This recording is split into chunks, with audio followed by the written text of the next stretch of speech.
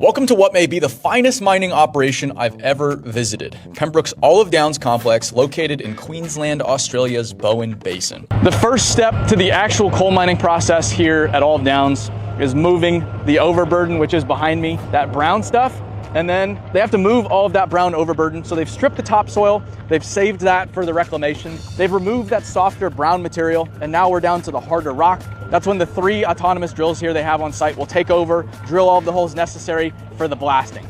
After the coal is exposed, it's loaded into trucks with Liebherr excavators. That's a 9400 behind me loading an autonomous 793. If you look closely, there's no one in that cab.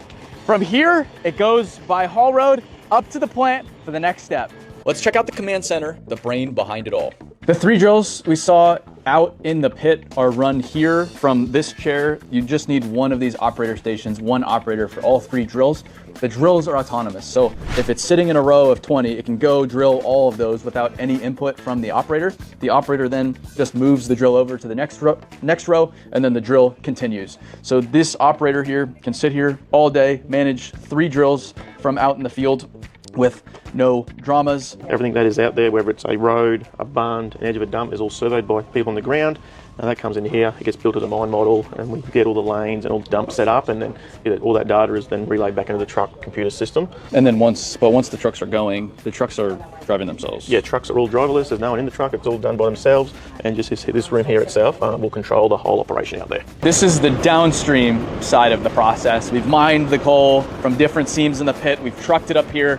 Teese is dumping into that crusher that's sizing the coal. They're dumping at least 800 tons per hour into the system. It travels by conveyor belt into that storage hopper there that's feeding it at a consistent rate into the plant. We have trucks, Teese trucks getting loaded with the pure reject that's then going back into the pit that they're hauling back with them.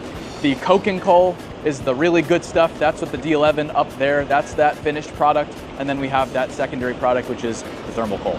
This is where the Olive Downs complex story starts to conclude, where they load out the steelmaking coal into the rail carriages. This train pulling in right now, going around the loop, coming back to the silo is 126 cars. Over 10,000 tons of coal will be in this train by the time it's fully loaded, headed to the port. They load 1 to 2 of these every single day of the year. From here, it heads over 100 kilometers to the port, where it's then loaded on ships, and those ships then go to the end consumer. Thanks again.